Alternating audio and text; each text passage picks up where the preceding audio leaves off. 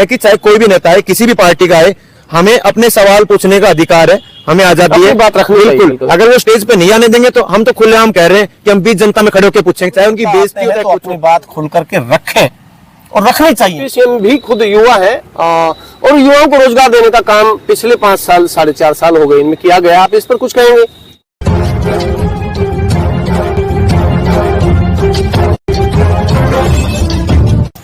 नमस्कार, आप देख रहे हैं ओके न्यूज हरियाणा और मैं हूं सतेंद्र यादव। हमारे साथ कुछ युवा साथी हैं और आज का जो खास सवाल ये है कि राज्य के उप मुख्यमंत्री महेंद्रगढ़ जिले में कल भी थे और आज भी हैं। कल जो है राज्य के उप मुख्यमंत्री खेड़ी कांटी, भोजावास और जो विभिन्न जैसे तुर्कियावास, इन सब गांवों में जो बड़ी एक तरह से जनसभाएं की और लोगों की समस्याएं वहां पर सुनी गई थी, ऐसा बताया जा रहा है। और अपनी पार्टी के बारे में भी खूब प्रचार किया दुष्यंत सिंह चौटाला ने। अब हमारे साथ कुछ युवा हैं, इनसे जान लेते हैं कि जो राज्य के उप मुख्यमंत्री से ये मिले। हमारे साथ थे ललित डाबड़, वो भी एक बार मिले थे और उन्होंने क्या कुछ उनके साथ बातचीत की, क्या किस प्रकार की उनकी मांग थी, क्योंकि ललित डाबड़ ने हमें बताया कि वो डिप्टी सीएम साहब से मिले थे अपनी कुछ मांगों को लेकर, लेकिन वो दरकिनार कर जो है वहां से गाड़ी में बैठ करके निकल लिए। तो सबसे पहले ललित भाई हमारे साथ में है। सर, स्वागत है ओके न्यूज हरियाणा पर। नमस्कार जी आप सभी को। ललित भाई, आप दुष्यंत सिंह चौटाला से कल जो भी वो मंच से उतरे, क्या मांग थी जो आप मिलना चाह रहे थे और आपने बताया कि वो आपको छोड़ करके इग्नोर करके चले गए? जी, मेरी अकेले की मांग नहीं थी जी, मेरी पूरे क्षेत्र की, पूरे समाज की मांग थी। मैं खुद एक एथलीट हूँ, खुद एक कोच हूँ। हम अपने आसपास के एरिया में हमने अलग अलग विंग बना रखी है। हम बच्चों को फ्री ट्रेनिंग प्रोवाइड कर रहे हैं। लेकिन किस प्रकार की ट्रेनिंग? हम स्पोर्ट्स के मल्टीपल स्पोर्ट्स को हम कवर कर रहे हैं। एथलेटिक्स से लेके थ्रोइंग इवेंट्स उसके अंदर आ जाते हैं। प्लस कुछ हम टीम गेम्स भी कवर कर रहे हैं, जितने हमारे पास जो एक्स कमांडर। दूसरे गाँव में भी? बिल्कुल बिल्कुल नहीं, कांटी में नहीं, हम अटेली में 5-6 गाँव कवर कर रहे हैं, कलवाड़ी में कवर कर रहे हैं, राजपुरा में कवर कर रहे हैं और कांटी में हमने आसपास के सभी गाँव में अपने टीम गठित की है जो सब कर रहे हैं। कोई भी बच्चा उसमें आ सकता है, सभी के लिए फ्री कोचिंग है और जितना हमसे हो पा रहा है हम बच्चों को ट्रेनिंग करवा रहे हैं। और भी सुविधाएं जितना हमसे हो पाता है हम बच्चों को सपोर्ट करने की कोशिश कर रहे हैं। तो हमारी अब कोशिश ये है कि लगभग 19 जिलों में साई के ट्रेनिंग सेंटर है हरियाणा में। ठीक है। और हमारे आसपास हम महेंद्रगढ़ से रेवाड़ी चले जाएं, दादरी चले जाएं, उधर हम अगर राजस्थान में जयपुर भी चले जाएं या गुड़गांव दिल्ली तक चले जाएं, तो हमारे पास कोई भी अच्छा स्पोर्ट्स इंस्टीट्यूट या ट्रेनिंग सेंटर नहीं है, ना अच्छा कोई स्टेडियम है।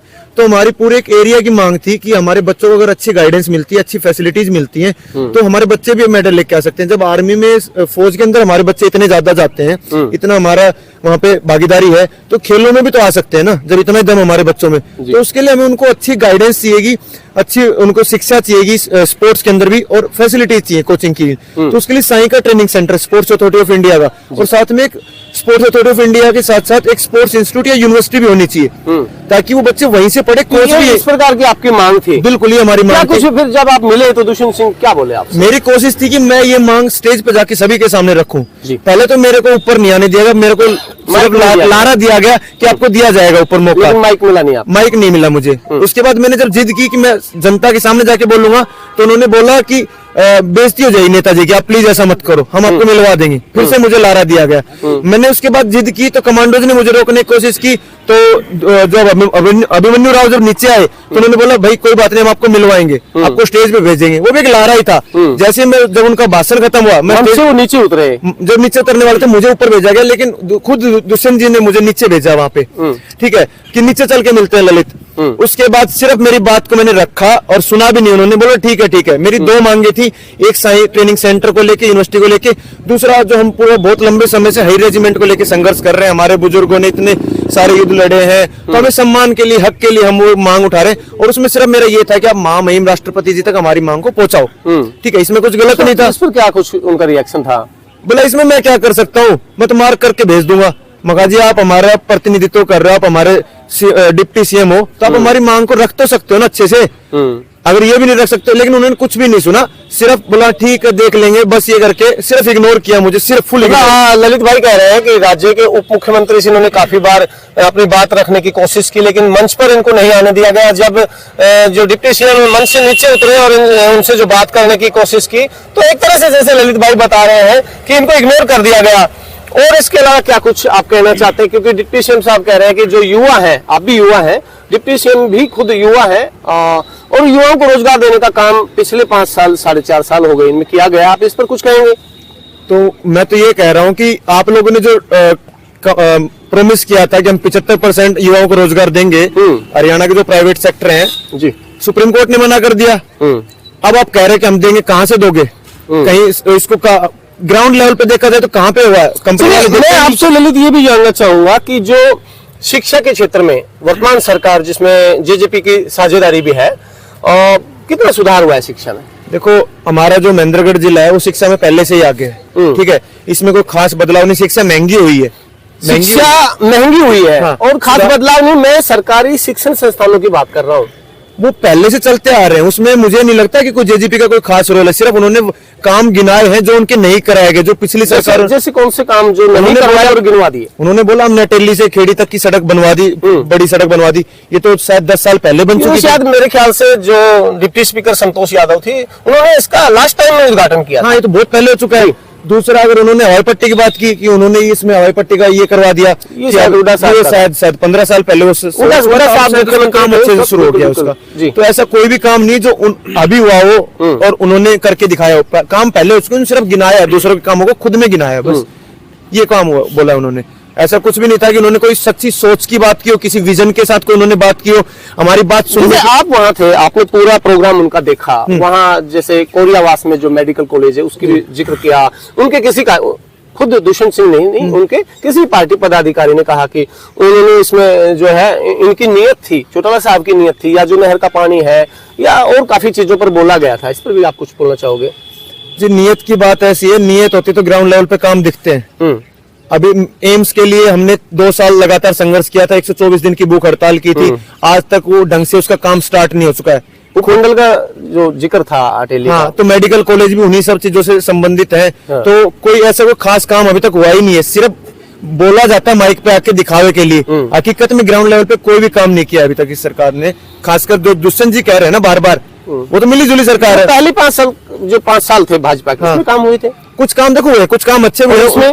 अभी जो गिना रहे हैं उनमें से तो कुछ भी नहीं हुआ ना। अच्छा। वो तो ऐसे झूठे बस बातें गिनाने के लिए है कि हमने कर दिया। कुछ ज्यादा जितने लोगों को उम्मीद थी उस पर वो खरा नहीं उतर पाए। हमारे साथ डॉक्टर विकास है, इनसे बातचीत कर लेते हैं। सर, स्वागत है ओपन हरियाणा पर। मेरा सवाल सीधा सीधा ये है कि राज्य के उप मुख्यमंत्री हमारे क्षेत्र में है और काम बहुत ज्यादा गिनाए जा रहे हैं, आप कितने संतुष्ट हैं उससे?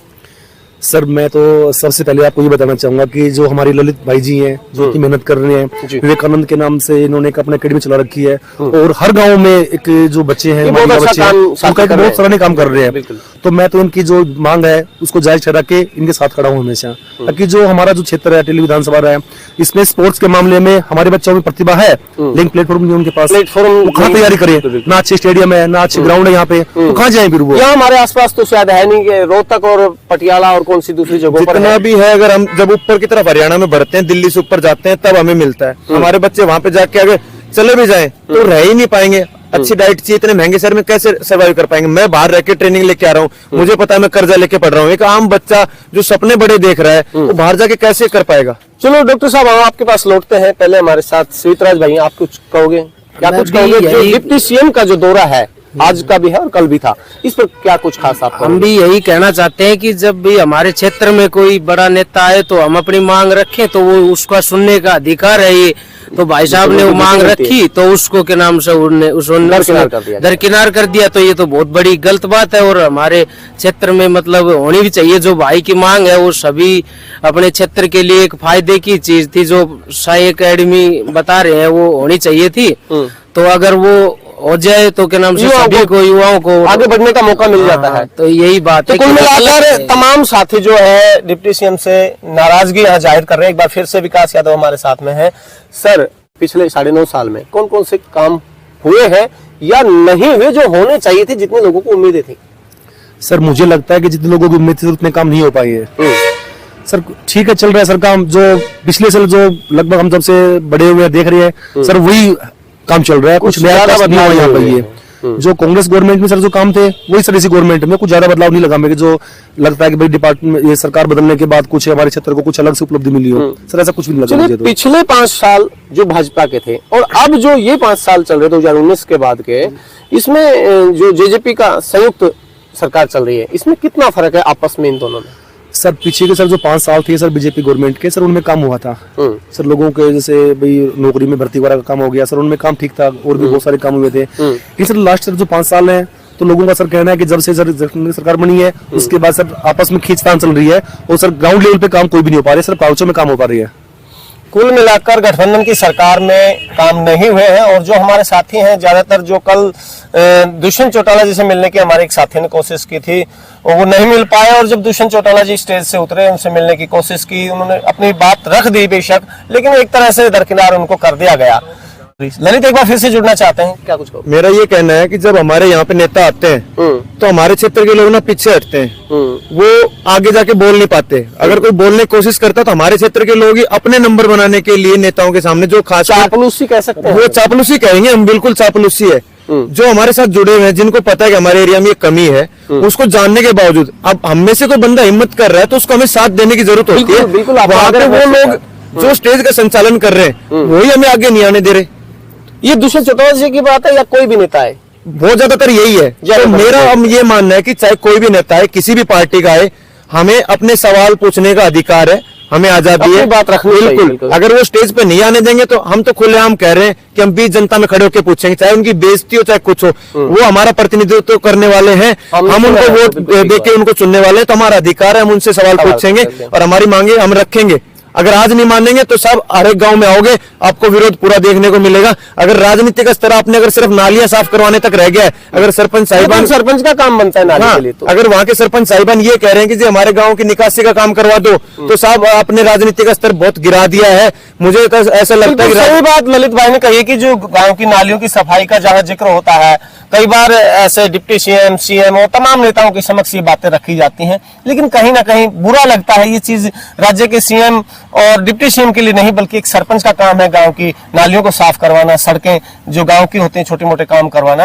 और ललित भाई ने एक बात कही है कि जो अपने बड़े जो नेता आते हैं, हमारे चुने हुए जो लोग आते हैं, हमारा प्रतिनिधित्व करने के लिए जिनको हमने चुना है, वो जब आते हैं तो उनके समक्ष में कोई ऐसी चीज रखे जो तमाम लोगों के लिए फायदेमंद हो। जैसे भाई ने एकेडमी की बात की, खेड़ी गांव में बताया गया कि वहां जो नीमराना है वो नजदीक पड़ता है, लोग फैक्ट्री में जाकर अपना गुजारा कर सकते हैं। तो उसके लिए भी, क्योंकि सरकार सबको सरकारी नौकरी शायद नहीं दे सकती है, तो यहाँ एक ITI की मांग भी खेड़ी में की गई, और उस पर कितना कुछ काम हो पाता है ये तो आने वाला वक्त ही बताएगा। लेकिन ललित भाई ने एक जो बात कही है कि जब नेता आते हैं तो अपनी बात खुल करके रखें, और रखनी चाहिए। और ये एपिसोड आपको कैसा लगा आप हमें कमेंट बॉक्स में जरूर बताइए। खबर नहीं सच के लिए आप देखते रहिए ओके न्यूज़ हरियाणा। नमस्कार।